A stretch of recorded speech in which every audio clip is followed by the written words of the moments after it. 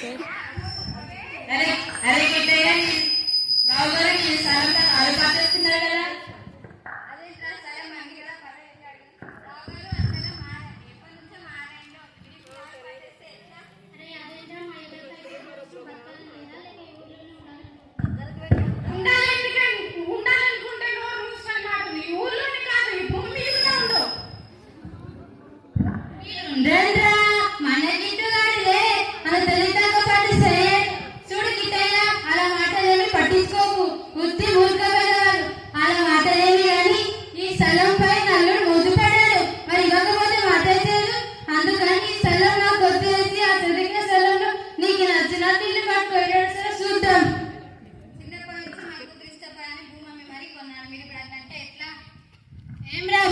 నాకేదో చెప్తున్నా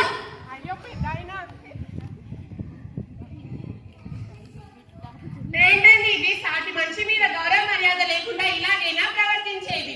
ఆయన మీద బాధించే హక్కు మీకు ఎవరు ఇచ్చారు? ఇదిగో వకీలు, నీకు తెలియదు అనుకుంటా. ఈ ఊళ్ళో ఎవరికి హక్కు కావాలన్నది నా ఇష్టమే. అలాంటి నాకు ఇంకొక లెక్కే ఉందయ్యా. డబ్బు బలంతో మందిని వెనకేసుకొని నీ ఇష్టానుసారం చేస్తూ ఉంటే ఊరుకునేది లేదు. రాజ్యాంగం కలిగించిన హక్కులని అందరిలాగే ఈ ఊరు వాళ్ళకు కూడా అందేలా నేను చేశాను.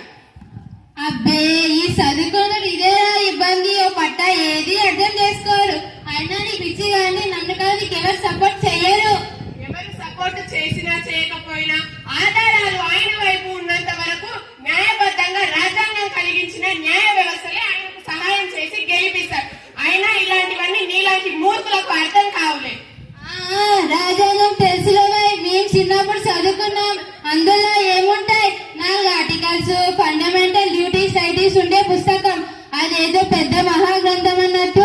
ఎవట్రా అయినా అంబేద్కర్ 10 సెంట్రల్ అయిన విగ్రహాలు ఉంటాయి. అక్కడే చూడలేకపోతున్నాం రా బాబు.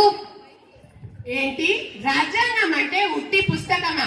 సార్, రాజ్యాంగం అంటే ఏంటో మీకు తెలుసా? రాజ్యాంగం వెనుక ఎంతమంది వీరులు ఎన్ని సంవత్సరాలుగా శ్రమ దాగుందో మీకు తెలుసా? సెంట్రల్ గవర్నమెంట్ మరియు ప్రతి స్టేట్ గవర్నమెంట్ పని ఎలా చేయాలి, ఎలక్షన్స్ ఎలా ఆర్గనైజ్ చేయాలి, మిలిటరీ పవర్స్ ఎవరి దగ్గర ఉండాలి, ఇలాంటి బోలెడు ఇంపార్టెంట్ విషయాలు అందులోనే దాగున్నాయి.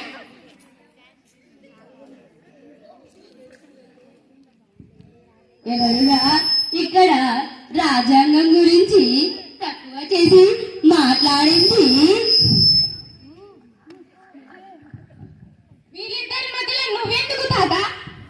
అరే, ఆయన స్వాతంత్రం కోసం పోరాడాడు రాను బాబు. ఈరోజు మీరు స్వేచ్ఛ, స్వతంత్రం అన్ని ఏ శ్రమ లేకుండా బుద్ధిగా పొందేసరికి వాటి విలువ తెలియకుండా పోయింది.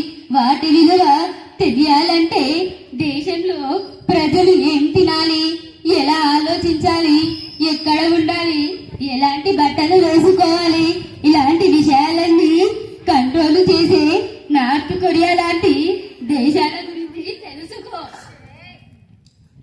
మనకు స్వాతంత్రం వచ్చే సమయానికి రాజ్యాంగం అనేది మన దేశంలో నివసించే 35 కోట్ల జనాభా యొక్క కళ.